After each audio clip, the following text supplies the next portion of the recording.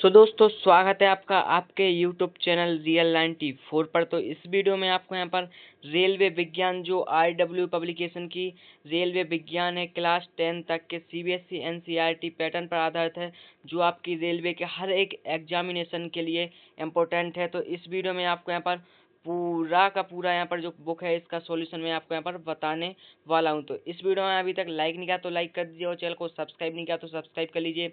आपको इसकी अगर PDF वगैरह चाहिए तो वो आपको यहाँ पर टेलीग्राम चैनल पर मिल जाएगी। तो इस वीडियो में आपको यहाँ पर जो इसके चैप्टर वाइज क्वेश्चन है वो आपको यहाँ पर थ्योरी और क्वेश्चन में आपको यहाँ पर कराने वाला हूँ, तो बने रहें वीडियो में। तो यहाँ पर विषय सूची देख लीजिए जो भौतिक विज्ञान का है। तो इसमें आपके यहाँ पर जो चैप्टर दिए गए हैं तो मात्रक मापन, गति के नियम, कार्य ऊर्जा एवं शक्ति, गुरुत्वाकर्षण, ठोसों के यांत्रिक गुण। तो आपने यहाँ पर देख तो प्रकाश की, तो यहाँ पर टोटल इसके यहाँ पर 14 चैप्टर हैं। तो आपको यहाँ पर इस वीडियो में आपको यहाँ पर मात्रक मापन से लेकर लास्ट तक के सारे चैप्टर में आपको पर कराने वाला हूँ। तो अभी तक इस वीडियो को लाइक नहीं किया तो लाइक कर दीजिए और चैनल को सब्सक्राइब नहीं किया तो सब्सक्राइब कर लीजिए। चलती है वीडियो स्टार्ट करते हैं। सो दोस्तों यहाँ पर देख तो अगर आपको ग्रुप डी वगैरह है और NTPC रेलवे का कोई सा भी एग्जाम हो, ALP टेक्नीशियन, सारे के सारे इसी बुक से आपका यहाँ पर जो साइंस है वो आपके यहाँ पर कवर हो जाएगी। तो चलती है आपके यहाँ पर जो क्वेश्चन है वो यहाँ पर स्टार्ट करते हैं। तो आपका यहाँ पर पहला चैप्टर हम यहाँ पर मात्रक और मापन लेते हैं। तो इस वीडियो में मात्रक और मापन आपको यहाँ पर देखते हैं। तो यहाँ पर देख तो मात्रक मापन आपका यहाँ पर दिया गया है। तो अध्याय 1 से आप यहाँ पर स्टार्ट करते हैं। तो अध्याय 1 में आपको यहाँ पर देख तो मात्रक और मापन आपको यहाँ पर दिया गया है। तो यहाँ पर मैं आपको बिल्कुल सरल भाषा में आपको यहाँ पर पढ़कर यहाँ पर पूरी बुक सॉल्यूशन कराने वाला हूँ। तो अभी तक चैनल को सब्सक्राइब नहीं किया तो सब्सक्राइब कर लीजिए और आपकी जिस भी बुक की PDF चाहिए वो एक बार कमेंट कर बता देना। चलते हैं वीडियो स्टार्ट करते हैं। सो इस चैनल के माध्यम से आपको पूरी बुक का सॉल्यूशन कराया जाएगा। तो यहाँ पर देख तो अध्याय 1 से आपको यहाँ पर मात्रक से मैं आपको स्टार्ट करता हूँ। तो पहला है भौतिकी। तो यहाँ पर शब्द भौतिकी संस्कृत के भौतिक शब्द से लिया गया है, जिसका अर्थ है भूत यानी पदार्थ से संबंधित।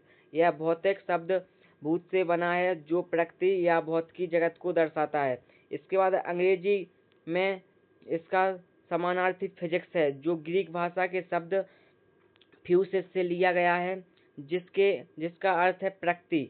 इसके बाद है भौतिकी का शाब्दिक अर्थ है प्रकृति के नियम और भौतिक पदार्थों का अध्ययन। तो इस तरीके से आपको यहाँ पर एक एक कर मैं आपको यहाँ पर बता रहा हूँ जो आपको यहाँ पर। इसके बाद आपकी जो है इसमें डेफिनेशन है आपकी राशियाँ। तो राशियाँ क्या होती हैं? भौतिक विज्ञान के अध्ययन के लिए राशियों की आवश्यकता होती है। तो इसमें राशियाँ आपके उदाहरण में लंबाई, द्रव्यमान, समय, बल, दाब आदि और आपका जो मात्रक हैं, तो जिनकी सहायता से राशियों को मापन किया जाता है उसे हम मात्रक कहते हैं। तो इस वीडियो में आपको थ्योरी के साथ क्वेश्चन भी इसके PYQ कराने वाला हूं, जो 2024-25 में आपके टेक्नीशियन ALP वगैरह में पूछे गए हैं और 2022 के ग्रुप डी में आपके यहाँ पर जो क्वेश्चन पूछे गए हैं वो भी आपको इसी वीडियो में आपको यहाँ पर कराने वाला हूँ। थ्योरी के बाद आपका जैसे ही आपका जो चैप्टर कंप्लीट होगा वैसे ही उसके MCQ आपके यहाँ पर कराए जाएंगे।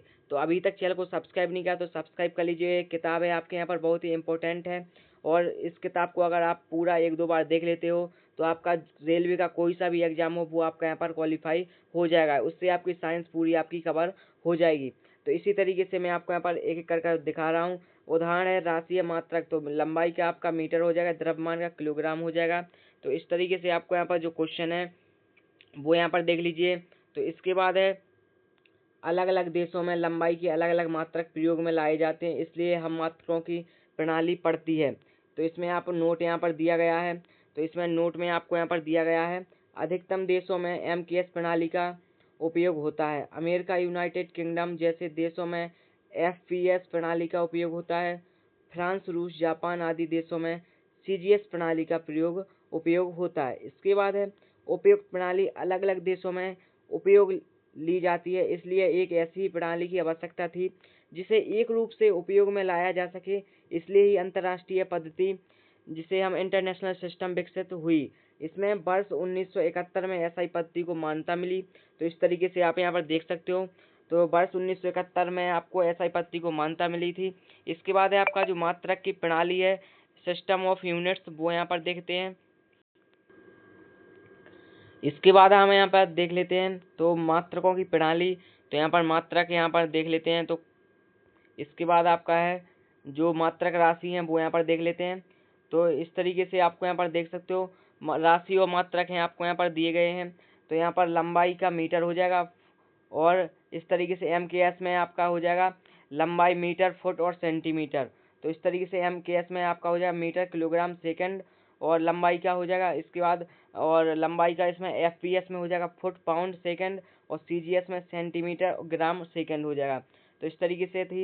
इसके बाद अंतर्राष्ट्रीय जो पद्धति है मूल मात्रक। तो मूल मात्रक किसे कहते हैं, तो वो इसकी परिभाषा देख लीजिए। मूल राशियों को व्यक्त करने वाले मात्रकों को मूल मात्रक कहते हैं, या वे मात्रक जो स्वतंत्र होते हैं अर्थात जो अन्य मात्रकों पर निर्भर नहीं होते हैं मूल मात्रक कहलाते हैं। मूल मात्रकों की संख्या 7 होती है। इस तरीके से हम यहाँ पर देख लेते हैं मूल मात्रक 7 कौन कौन से होते हैं। तो आप यहाँ पर 7 होते हैं। तो लंबाई का मीटर होता है, द्रव्यमान का किलोग्राम होता है, समय का सेकंड, ताप केल्विन, विद्युत धारा एम्पियर, ज्योति तीव्रता कैंडेला होती है, पदार्थ की मात्रा को आप यहाँ पर मोल से प्रदर्शित करते हैं। तो इसकी विमा भी आपको यहाँ पर दी गई है। तो लंबाई को L से, द्रव्यमान को M से, समय को T से, और ताप को केल्विन से मतलब K से, विद्युत धारा को A से, और ज्योति तीव्रता आपकी CD हो जाएगी। इसके बाद पदार्थ की मात्रता आपके मोल हो जाएगी। इसके बाद है आपका व्युत्पन्न मात्रक किसे कहते हैं। व्युत्पन्न मात्रक मूल मात्रकों की सहायता से बनने वाले मात्रक को व्युत्पन्न मात्रक कहते हैं। व्युत्पन्न मात्रक को यहाँ पर देखते हैं। तो मूल मात्रकों की सहायता से बनने वाले मात्रक को व्युत्पन्न मात्रक कहते हैं। इसका जो उदाहरण है वो यहाँ पर देख लेते हैं। तो उदाहरण इसका दिया गया है। तो यहाँ पर चाल बराबर दूरी बटे समय हो जाएगा, और बराबर मीटर बटे सेकंड हो जाएगा। तो इसमें आप यहाँ पर देख सकते हो उपयुक्त से स्पष्ट है कि यदि किसी राशि का सूत्र याद है तब उसका मात्रक बन सकता है या बना सकते हैं। इसके बाद है अतः व्युत्पन्न मात्रक को हम प्रत्येक अध्याय में राशियों के साथ समझते चलेंगे। प्रत्येक अध्याय में समझते चलेंगे। इस प्रकार विमा हम रखेंगे नहीं, अब तो राशियों से विमा बनाना सीखेंगे। तो यहाँ पर हम पूरा जो विमा है वो कैसे बनाई जाती है वो यहाँ पर बताने वाले हैं। तो इसके बाद है संपूरक मात्रक। संपूरक या पूरक मात्रक किसे कहते हैं वो यहाँ पर देख लेते हैं। तो संपूरक या पूरक मात्रक यहाँ पर देख लेते हैं। संपूरक और पूरक मात्रक की जो परिभाषा है, इसके बाद आपका इसका हो जाए समतल कोण का हो जाएगा रेडियन, स्टेरेडियन हो जाएगा। इसके बाद है समतल कोण और ठोस घन कोण। तो इसके बाद आपका जो है इसका होता है समतल कोण का होता है रेडियन, और ठोस घन कोण का होता है स्टेरेडियन। इसके बाद जो इसके जो ऑब्जेक्टिव क्वेश्चन है वो परीक्षा में पूछे गए हैं, वो यहाँ पर क्वेश्चन यहाँ पर देख लेते हैं। देख सकते हो ग्रुप डी 2022 में जो क्वेश्चन पूछे गए हैं। तो जितनी थ्योरी हमने पढ़ ली है उसके अब हम यहाँ पर ऑब्जेक्टिव क्वेश्चन यहाँ पर देख लेते हैं। ऑब्जेक्टिव क्वेश्चन के बाद हम उसकी दोबारा से दूसरी थ्योरी यहाँ पर चैप्टर की पढ़ेंगे। इसके बाद यहाँ पर जो ऑब्जेक्टिव क्वेश्चन है वो यहाँ पर देख लेते हैं। तो यहाँ पर जो आपके क्वेश्चन है वो यहाँ पर दिए गए हैं। तो इसके हम अध्याय मात्रक के जो क्वेश्चन है, जो आपकी बुक है उसका पूरा सॉल्यूशन आपको इसी वीडियो से कराया जाएगा, और इसका पूरा ऑब्जेक्टिव क्वेश्चन कराया जाएगा। तो यहाँ पर देख लेते हैं जो विगत वर्षों में पूछे गए क्वेश्चन है वो यहाँ पर देख लेते हैं। तो यहाँ पर भार की जो इकाई है SI, भार की SI इकाई क्या होती है, तो आपके यहाँ पर इसका आंसर हो जाएगा न्यूटन होती है। तो SI पद्धति है भार यानी वेट का मात्रक न्यूटन होता है। तो इसके बाद दूसरा क्वेश्चन है लंबाई का SI मात्रक, SI इकाई क्या है, तो इसका लंबाई का मीटर होता है, जो आपका NTPC स्टेज 2 में आपका यहाँ पर पूछा गया था। पिछला जो NTPC हुआ था उसका CBT 2 में आपका यहाँ पर क्वेश्चन पूछा गया था। इसके बाद है किसी पिंड के द्रव्यमान और भार का SI मात्रक क्या होता है, तो द्रव्यमान और भार का मात्रक यहाँ पर देख लेते हैं। तो द्रव्यमान का भार का SI मात्रक आपका यहाँ पर देखते हैं। तो इसका हो जाएगा किलोग्राम न्यूटन हो जाएगा, जो आपका टेक्नीशियन ग्रेड 3 में आपका 2024 में यह क्वेश्चन आपका यहाँ पर आया हुआ है। इसके बाद है क्वेश्चन नंबर 4, जो निम्न में से किस राशि का SI मात्रक कैंडेला होता है, तो कैंडेला भी आपने पढ़ा था, ज्योति तीव्रता का कैंडेला होता है। इसके बाद 5वां क्वेश्चन है आपका इन डॉट डॉट चाल की अंतर्राष्ट्रीय SI इकाई क्या है, तो मीटर प्रति सेकंड आपकी चाल की अंतर्राष्ट्रीय इकाई हो जाएगी। इसके बाद यहाँ पर क्वेश्चन नंबर 6 यहाँ पर देखते हैं, तो जिसमें आपको यहाँ पर इसमें दिया गया है ल्यूमेन किसका मात्रक है, तो ल्यूमेन ज्योति फ्लक्स का आपका यहाँ पर जो मात्रक हो जाएगा, ज्योति फ्लक्स का मात्रक हो जाएगा। इसका प्रकाश वर्ष किसकी इकाई है, तो प्रकाश वर्ष हम यहाँ पर देख लेते हैं, तो किसकी इकाई है, इसमें आपका यहाँ पर आंसर हो जाएगा दूरी की इकाई है। तो क्या है इसका आंसर है दूरी की इकाई है प्रकाश वर्ष। इसके बाद निम्नलिखित में से किस भौतिक राशि का मात्रक वोल्ट प्रति एम्पियर होता है, तो वोल्ट प्रति एम्पियर प्रतिरोध का आपका यहाँ पर आंसर हो जाएगा। इसके बाद है विद्युत आवेश का एसआई मात्रक क्या है, तो विद्युत आवेश का एसआई मात्रक क्या हो जाएगा, कूलम आपका यहाँ पर आंसर हो जाएगा। इसके बाद है लेंस की शक्ति की एसआई इकाई क्या है, तो लेंस की शक्ति की एसआई इकाई आपके यहाँ पर डायोप्टर हो जाएगी। इसके बाद है नेक्स्ट जो आपका क्वेश्चन नंबर 11 है वो यहाँ पर देख लेते हैं, तो चुंबकीय फ्लक्स की एसआई इकाई क्या है, तो चुंबकीय फ्लक्स की एसआई इकाई क्या होती है, तो इसमें यहाँ पर आंसर हो जाएगा सी वेबर। तो यह आपका एनटीपीसी 2021 में क्वेश्चन आया था, चुंबकीय फ्लक्स की एसआई इकाई क्या है, तो वेबर हो जाएगा। इसके बाद है जो रेलवे में अधिकतर क्वेश्चन होते हैं वो रिपीटेड क्वेश्चन होते हैं, जो आपकी परीक्षा में आते हैं वही आपका ग्रुप डी में पूछ लेगा, वही इसका पैटर्न बदल कर आपका एएलपी वगैरह टेक्नीशियन में पूछ लेगा, एनटीपीसी में पूछ लेगा। तो इस तरीके से जो क्वेश्चन है रिपीटेड होते हैं उनको आपको यहाँ पर अच्छी तरीके से थ्योरी पढ़कर और इसके एमसीक्यू लगा लेना है, जो आपकी साइंस यहाँ पर पूरी कंप्लीट हो जाएगी। इसके बाद जो आपका टेस्ट है वो भी आपको यहाँ पर लगाना है कि आपके साइंस में कितने आपके यहाँ पर नंबर बन रहे हैं। तो आप यहाँ पर एक बार कमेंट करके बता देना कि आपको इस बुक से कितना हेल्पफुल आपको यहाँ पर सहायता प्राप्त हुई है। तो इस तरीके से यहाँ पर निम्नलिखित में से किस राशि का कोई मात्रक नहीं है, तो अपेक्षित घनत्व का कोई मात्रक नहीं है। इसके बाद है किसी पदार्थ की मात्रा को मापने के लिए निम्नलिखित में से किसका उपयोग किया जाता है। तो अभी हमने पिछली में थ्योरी में आपको यहाँ पर पढ़ाया था कि यहाँ पर पदार्थ की मात्रा किस में मापते हैं, तो यहाँ पर इसका आंसर क्या हो जाएगा, मोल हो जाएगा, जो आपका आरआरबी एनटीपीसी 28/12/2020 में आपका क्वेश्चन आपका आया हुआ था। इसके बाद है क्वेश्चन नंबर जो 14 है, पार्सेक मात्रक क्या है, पार्सेक किसका मात्रक होता है, तो पार्सेक मात्रक होता है दूरी का मात्रक होता है, जो एएलपी टेक्नीशियन में 2018 में आया क्वेश्चन आपका आया हुआ था। तो इस तरीके से जो आपका क्वेश्चन था वो मैंने आपको यहाँ पर थ्योरी और क्वेश्चन मापक की आपके मात्रक की आपके यहाँ पर करा दिए हैं। इसके बाद जो आपका नेक्स्ट इसी का चैप्टर है, सेकंड चैप्टर है मापन। तो मापन मेजरमेंट आप यहाँ पर देख लेते हैं, तो यहाँ पर अध्याय 2 मेजरमेंट आप यहाँ पर देख लेते हैं।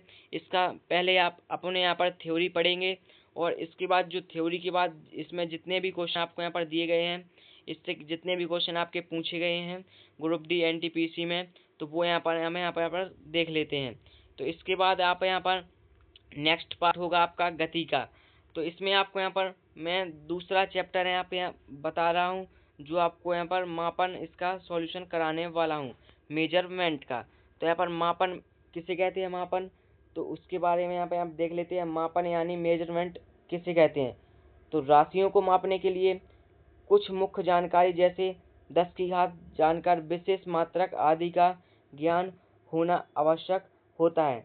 तो यहाँ पर धनात्मक और ऋणात्मक होती हैं घातें, वो यहाँ पर देख लेते हैं। इसे हम किस में मेजरमेंट करते हैं या मापते हैं, तो यहाँ पर जो आपके इन्हीं से क्वेश्चन आपके परीक्षा में पूछे जाते हैं अधिकतर। तो यहाँ पर देख लेते हैं। तो 10 की घाते 1 को क्या कहते हैं, तो 10 की घाते 1 को हम यहाँ पर डेका कहते हैं। इसके बाद 10 की घाते 2 को क्या कहते हैं, हेक्टो कहते हैं। 10 की घाते 3 यानी क्यू 10 की घाते क्या कहते हैं, किलो कहते हैं। इसके बाद 10 की घाते 6 को क्या कहते हैं, मेगा कहते हैं। इसके बाद 10 की घाते 9 इसको क्या कहते हैं, गीगा कहते हैं। इसके बाद 10 की घाते 12 को क्या कहते हैं, टेरा कहते हैं। 10 की घाते 15 को पेटा कहते हैं। 10 की घाते जो 18 होता है उसको अपन हेक्सा कहते हैं। और 10 की घाते 21 को जेट्टा कहते हैं। और 10 की घाते 24 को योट्टा कहते हैं।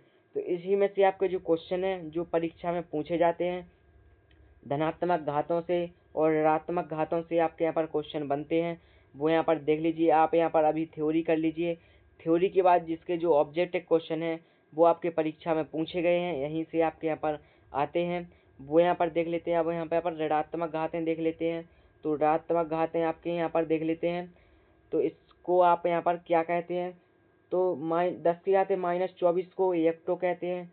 10⁻21 को जेप्टो कहते हैं, 10⁻18 को एटो कहते हैं, 10⁻15 को फेम्टो कहते हैं, 10⁻12 को पीको कहते हैं, 10⁻9 को नैनोमीटर कहते हैं और 10⁻6 को माइक्रो कहते हैं, 10⁻3 को मिली कहते हैं, 10⁻2 को सेंटी कहते हैं और 10⁻1 को डेसी कहते हैं।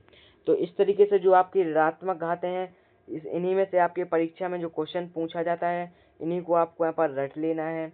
10⁻24 को एक्टो, 10⁻21 को जेप्टो, 10⁻18 को एटो, 10⁻15 को फेम्टो, 10⁻12 को पीको और 10⁻9 को नैनो, 10⁻6 को माइक्रो और 10⁻3 को मिली।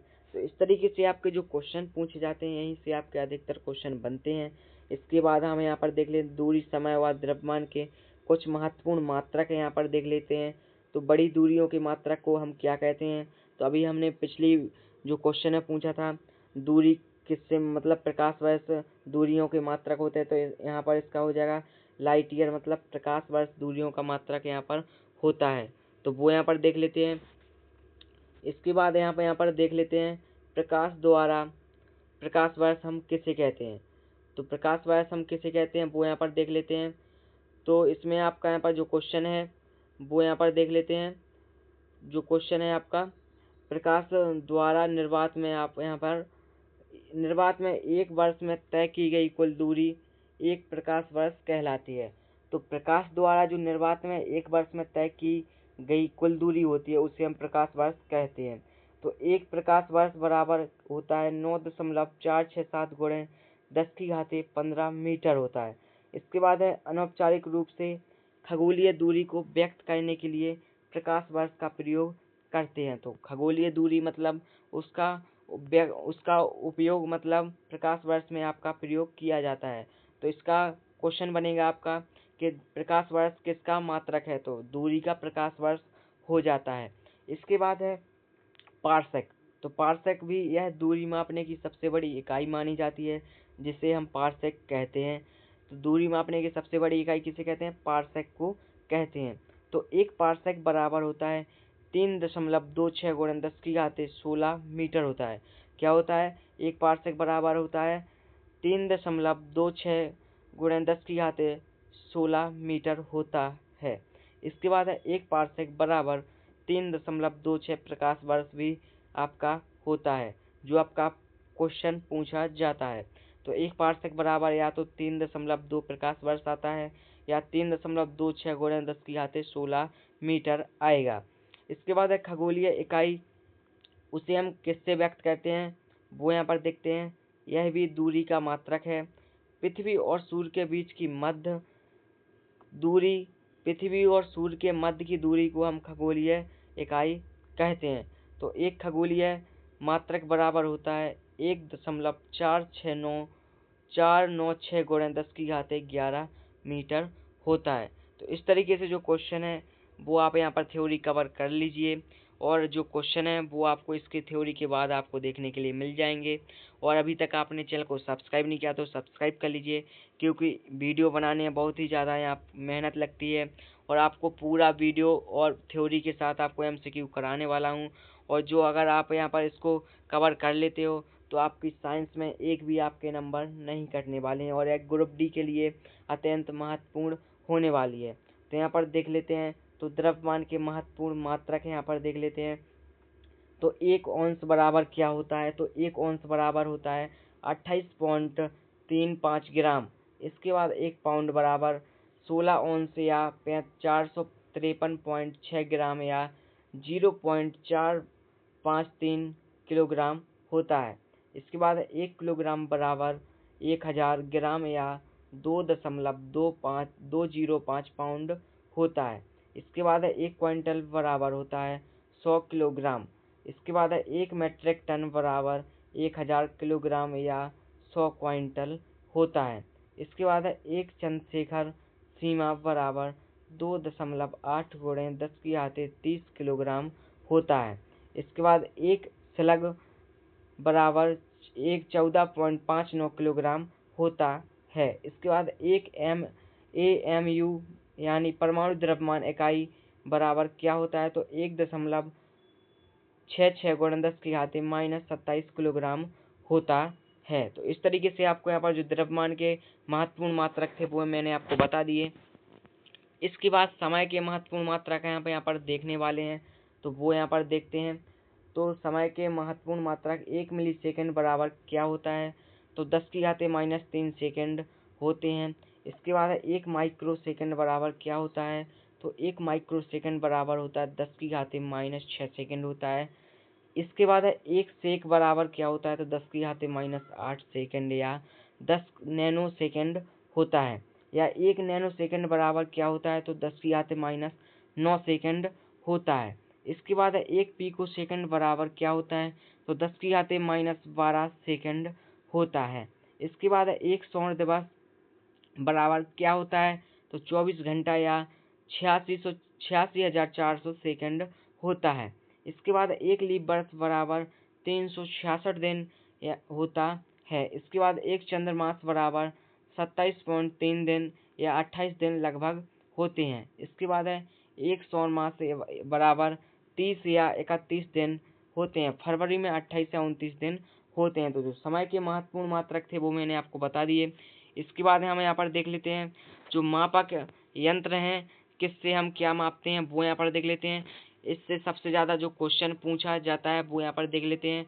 तो क्वेश्चन पूछा जाता है आपका मापक यंत्र, राशियों को मापने के लिए प्रयोग किए जाने वाले यंत्र मापक यंत्र कहलाते हैं। तो राशियों को जो मापने के लिए प्रयोग किए जाते हैं यंत्र, उसे हम क्या कहते हैं, मापक यंत्र कहते हैं। तो अल्टीमीटर आपके क्वेश्चन में आएगा, अल्टीमीटर को किससे मापते हैं, या आएगा उड़ते हुए विमान की ऊंचाई मापने का यंत्र क्या है। तो आपको ऑप्शन में दिया रहेगा अल्टीमीटर और 2-3 ऑप्शन और दिए रहेंगे। तो इस तरीके से इससे क्वेश्चन पूछा जाता है। जो आपका PYQ में क्वेश्चन पूछा गया है, इसी थ्योरी में से आपको क्वेश्चन पूछा गया है। और 2025 में जो आपका ग्रुप D ALP टेक्नीशियन में क्वेश्चन आएगा वो भी इन्हीं में से आपका देखने के लिए मिलेगा। तो आप यहाँ पर देख लेते हैं।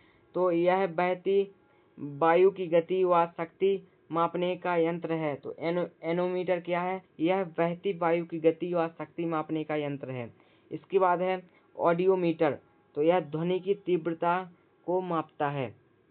जो ऑडियोमीटर होता है जो ध्वनि की तीव्रता को मापता है। इसके बाद बैरोमीटर, यह उपकरण वायु दाब मापने के काम आता है। तो आप यहाँ पर नोट भी कर सकते हो, अगर आप फेयर बनाना चाहते हो तो वो भी आप यहाँ पर लिख सकते हो। अगर आप इसका प्रिंट आउट बुक का निकलवाना चाहते हो तो वो आपको टेलीग्राम चैनल पर इसकी PDF मिल जाएगी। तो वहाँ पर आपको यहाँ पर PDF के नोट्स और मतलब आप निकलवा सकते हो। अगर आपको बुक ऑर्डर करना है तो बुक भी आप यहाँ पर मंगा सकते हो। अगर आपको इसी वीडियो के माध्यम से आपको पूरी थ्योरी आपको यहाँ पर कराई जाएगी तो आप चैनल को सब्सक्राइब कर लीजिए, क्योंकि जो वीडियो आएगी वो आपको सबसे पहले नोटिफिकेशन आप तक आ जाएगा। इसके बाद है वर्नियर कैलिपर्स, इसके द्वारा बेलनाकार वस्तुओं के अंदर तथा बाहर के व्यास मापे जाते हैं तथा इससे वस्तु की मोटाई भी मापी जाती है। फेदोमीटर, तो फेदोमीटर से क्या मापते हैं हम, तो यह यंत्र समुद्र की गहराई मापने के काम आता है। जो फेदोमीटर होता है वो समुद्र की गहराई मापने के लिए काम आता है। इसके बाद हम यहाँ पर देखते हैं गायरोस्कोप। तो गायरोस्कोप इस यंत्र से घूमती हुई वस्तुओं की गति ज्ञात करते हैं। तो गायरोस्कोप से क्या कहते हैं, घूमती हुई वस्तुओं की गति हम ज्ञात करते हैं। इसके बाद हाइड्रोमीटर, इस उपकरण के द्वारा द्रवों का अपेक्षित घनत्व ज्ञात करते हैं। हाइग्रोमीटर से क्या मापते हैं, वायुमंडल की आर्द्रता में परिवर्तन दिखाने वाला यंत्र है। जो हाइग्रोस्कोप है इसमें आपको यह वायुमंडल की आर्द्रता में परिवर्तन दिखाने वाला यंत्र है। इसके बाद लैक्टोमीटर, तो आपको पता ही होगा लैक्टोमीटर से आप क्या मापते हैं, तो दूध की जो शुद्धता की जांच करते हैं। तो लैक्टोमीटर से आपके दूध की शुद्धता मापी जाती है। इसके बाद यहाँ पर देख लेते हैं ऑडियोमीटर। तो ऑडियोमीटर से क्या मापते हैं, ऑडियोमीटर से इससे मोटर गाड़ी के द्वारा तय की गई दूरी ज्ञात की जाती है। इसे चक्कर मापी भी कहते हैं। तो ऑडियोमीटर से क्या मापते हैं, जो मोटरसाइकिल वगैरह या गाड़ी की होती है तो उसकी दूरी मतलब कितनी वो दूरी तय कर चुकी है, तो उसकी दूरी आप यहाँ पर ऑडियोमीटर से ज्ञात कर सकते हैं। इसके बाद है पेरिस्कोप। इसके द्वारा जब पनडुब्बी पानी के अंदर होती है तो पानी की सतह का अवलोकन किया जा सकता है और इसमें बैठे लोग बिना किसी बाधा के बाहरी हलचलों को देख सकते हैं। दीवार की दूसरी ओर कमरे में ही बैठे हुए देखने के लिए भी इसका प्रयोग किया जाता है। तो पेरिस्कोप का प्रयोग किया जाता है। इसके बाद है पायरोमीटर। तो पायरोमीटर से आप हम क्या मापते हैं, तो यह उच्च तापों को मापने का यंत्र है, जैसे सूर्य का ताप। तो सूर्य का ताप पायरोमीटर से मापा जाता है। इस तरीके से आप यहाँ पर देख सकते हो। इसके बाद है आपका पॉलीग्राफ। तो पॉलीग्राफ से हम क्या मापते हैं वो यहाँ पर देखते हैं। तो ये इस यंत्र का प्रयोग झूठ का पता लगाने के लिए लाइव डिटेक्टर के रूप में प्रयुक्त किया जाता है। यह यंत्र एक साथ ही कई शारीरिक क्रियाओं के परिवर्तनों का रिकॉर्ड करता है, जैसे हृदय स्पंदन, रक्तचाप, श्वसन आदि। तो इस तरीके से पॉलीग्राफ का उपयोग किया जाता है झूठ का पता लगाने के लिए। इसके बाद रडार।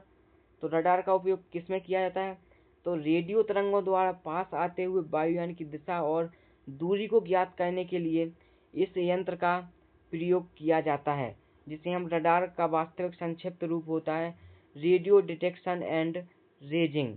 तो इस तरीके से रडार का हम उपयोग कर सकते हैं। इसके बाद यहाँ पर देख लेते हैं कुछ और। अब इसके जो मीटर हैं वो यहाँ पर देख लेते हैं। तो सिस्मोग्राफ।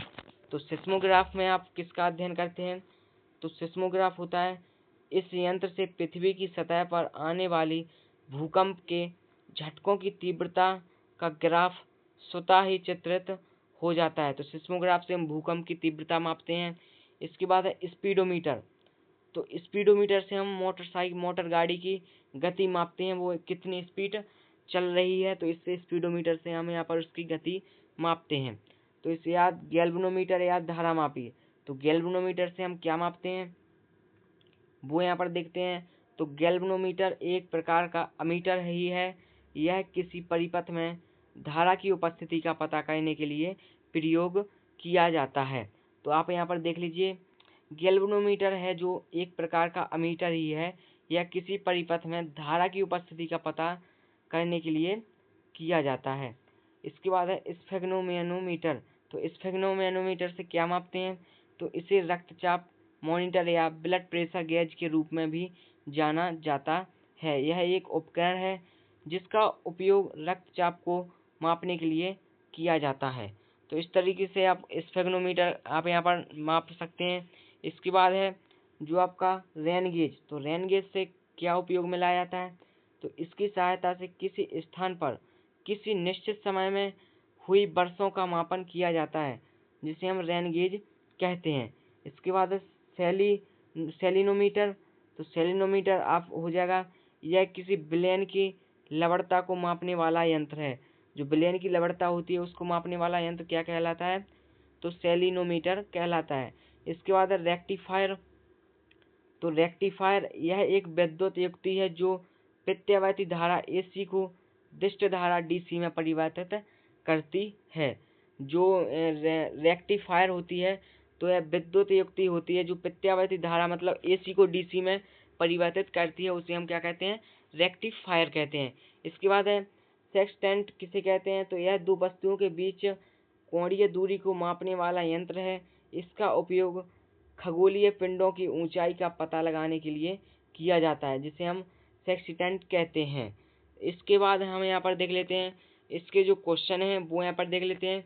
तो इनसे जो क्वेश्चन मापन से जो क्वेश्चन बने हैं वो यहाँ पर देख लेते हैं, जो आपकी परीक्षा में आपके यहाँ पर पूछे गए हैं वो क्वेश्चन आप यहाँ पर देख लीजिए। और इसके बाद हम नेक्स्ट चैप्टर स्टार्ट करेंगे और इसके बाद हम देखते हैं इसके क्वेश्चन लगाते हैं PYQ जो आपके 2018 से 2025 तक पूछे गए हैं। यह क्वेश्चन आपके बहुत ही मोस्ट इम्पोर्टेंट होने वाले हैं, जो आपकी आगामी परीक्षा ग्रुप D और ALP टेक्नीशियन के लिए अति महत्वपूर्ण क्वेश्चन होने वाले हैं। तो वो यहाँ पर देख लेते हैं। तो आपका विगत वर्षों में पूछे गए महत्वपूर्ण परीक्षा उपयोगी प्रश्न आपके यहाँ पर दिए गए हैं। तो पहला क्वेश्चन है आपका 1 नैनोमीटर बराबर क्या होता है, जो RRB ग्रुप D 2018 में शिफ्ट 1 में आपका क्वेश्चन पूछा गया था। 1 नैनोमीटर बराबर क्या होता है, तो 1 नैनोमीटर बराबर होता है 10⁻⁹ मीटर, 10⁻⁹ मीटर होता है, तो आपको पता ही होगा। इसके बाद है आपका 1 पिकोमीटर के बराबर होता है। 1 पिकोमीटर किसके बराबर होता है? तो हमने आपको यहाँ पर थ्योरी आपको यहाँ पर बताई थी कि पिकोमीटर, 1 पिकोमीटर बराबर क्या होता है। तो आप यहाँ पर देख लीजिए, यहाँ पर पिकोमीटर 10⁻⁻12 को आप यहाँ पर पिकोमीटर कहते हैं। तो इसमें आपको यहाँ पर ऑप्शन में दिया गया है, तो यहाँ पर देख सकते हो पेकोमीटर किसे कहते हैं। तो 1 पेकोमीटर किसके बराबर होता है? ये भी क्वेश्चन आपका प्रीवियस ईयर क्वेश्चन है जो ग्रुप डी में आपका यहाँ पर पूछा गया है। तो 1 पिकोमीटर बराबर 10⁻⁻12 मीटर के बराबर होता है। तो आपको ऑप्शन नंबर इसका सी आपका यहाँ पर आंसर हो जाएगा। इसके बाद है 1 मीटर किसके बराबर है? तो 1 मीटर किसके बराबर है? तो इसके बाद आपका यहाँ पर 1 मीटर किसके बराबर होता है? तो यह क्वेश्चन आया था RRB JEE 2014 में, आपका जो क्वेश्चन पूछा गया था। तो 1 मीटर किसके बराबर होता है? तो 1 मीटर बराबर क्या होता है?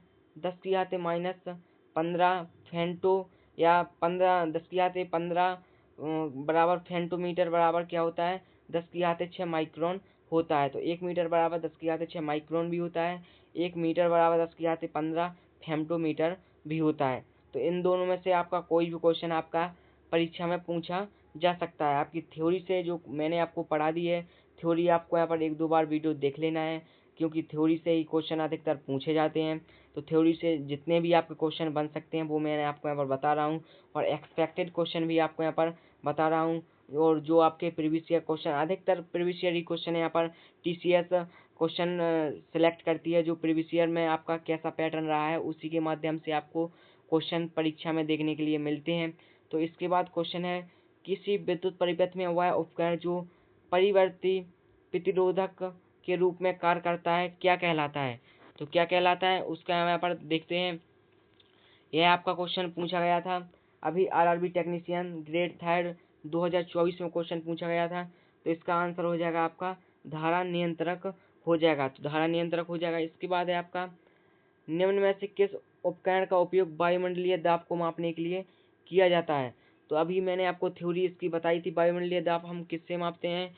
तो वो आपको यहाँ पर पता ही होगा, बैरोमीटर से मापते हैं। तो इसका आंसर क्या हो जाएगा? बैरोमीटर हो जाएगा। जो आपका क्वेश्चन पूछा गया है NTPC स्टेज 2 CBT 2 में आपका पूछा गया है, जो पिछला NTPC हुआ था उसमें आपका यह क्वेश्चन आया हुआ था। इस बार भी आपका NTPC CBT 2 हो रहा है, तो उसमें भी आपको यहीं से क्वेश्चन आपको यहाँ पर देखने के लिए मिल जाएंगे। तो इसके बाद यहाँ पर देख लेते हैं क्वेश्चन नंबर आपका अगला है, हाइग्रोमीटर से आप क्या मापते हैं? तो आपको पता ही होगा, मैंने अभी आपको यहाँ पर जो इसकी थ्योरी थी हाइग्रोमीटर, तो इससे आप अपन आर्द्रता मापते हैं। तो इसका आंसर हो जाएगा ऑप्शन नंबर बी, हाइग्रोमीटर से हम आर्द्रता मापते हैं। इसके बाद है, हवा की गति को मापने के लिए निम्नलिखित में से किस उपकरण का उपयोग किया जाता है? तो एनोमीटर का उपयोग किया जाता है। हवा की गति को मापने के लिए एनोमीटर का उपयोग किया जाता है, जो NTPC में क्वेश्चन आपका पूछा गया था। इसके बाद हम यहाँ पर क्वेश्चन नंबर नेक्स्ट देखते हैं। तो क्वेश्चन नंबर देखते हैं, क्वेश्चन रिपीट भी होते हैं यहाँ पर देख सकते हो। ऑडोमीटर एक ऐसा उपकरण है जिसका उपयोग गाड़ियों में इन डॉट डॉट मापने के लिए किया जाता है। तो क्या ऑडोमीटर हमने अभी थ्योरी में पढ़ा था, दूरी मापते हैं ऑडोमीटर से। तो ये देख तो ALP टेक्नीशियन में पूछा गया, और फिर यही क्वेश्चन आपका ग्रुप डी में आपका क्वेश्चन पूछा गया था। इसके बाद है, एक सॉफ्ट की आवर्तन गति को निर्धारित करने के लिए इन डॉट डॉट का इस्तेमाल किया जाता है। तो किसका इस्तेमाल किया जाता है? इसका आंसर आपका यहाँ हो जाएगा, टैकोमीटर का इस्तेमाल किया जाता है। इसके बाद, दूध के घनत्व को निर्धारित करने के लिए कौन सा उपकरण उपयुक्त है? तो यह क्वेश्चन ग्रुप डी में आपका पूछा गया था, आपको पता ही होगा, लैक्टोमीटर इसका आंसर हो जाएगा। तो इस तरीके से जो आपके क्वेश्चन थे वो मैंने आपको बता दिए, और आपका जो नेक्स्ट पार्ट होने वाला है वो आपका गति अध्याय 3 होने वाला है। और अगर आपको इसी में से कोई भी बुक आपको यहाँ पर मंगानी है, यहाँ पर कंप्लीट मैथमेटिक्स, तो सबसे बढ़िया प्लेटफॉर्म है RWA जो अभी चल रहा है। उसी का आपको यहाँ पर सॉल्यूशन बुक वगैरह, उसी अधिकतर वही आपको क्वेश्चन आपको वहीं से पेपर में आपको देखने के लिए मिल रहे हैं। तो अभी तक चैनल को सब्सक्राइब नहीं किया तो सब्सक्राइब कर लीजिए। अगर आपको वीडियो पसंद आई तो लाइक कर दीजिए, और अगर आपको इसका नेक्स्ट पार्ट भी चाहिए तो एक बार कमेंट कर यस कर दीजिए। जो इसका नेक्स्ट वीडियो भी आपको यहाँ पर देखने के लिए मिल जाएगा, जल्दी आपको देखने के लिए मिलेगा, जो अध्याय तीसरा आपका यहाँ पर होने वाला है। तो हर एक वीडियो में हर एक चैप्टर का आपका थ्योरी और एमसीक्यू आपका कराया जाएगा। तो इस वीडियो में हमने देखा है यहाँ पर मात्रक और मापन को हमने यहाँ पर कंप्लीट किया है। अगली वीडियो में आपको यहाँ पर गति और गति के आपको नियम बताएंगे। इसके बाद कार्य ऊर्जा। तो यहाँ पर लगभग 10-12 वीडियो में आपका जो फिजिक्स है पूरा आपका यहाँ पर फिजिक्स कंप्लीट हो जाएगा। इसके बाद अगर आपका ऐसा ही प्यार और सपोर्ट बना रहा तो आप इसका नेक्स्ट जो केमिस्ट्री होगा बायोलॉजी होगा आप कमेंट करके बता देना किसका वीडियो चाहिए। तो आप केमिस्ट्री बायोलॉजी भी हम जल्दी स्टार्ट करने वाले हैं। तो अभी तक चैनल को सब्सक्राइब नहीं किया तो सब्सक्राइब कर लीजिए। चलते हैं, फिर मिलते हैं।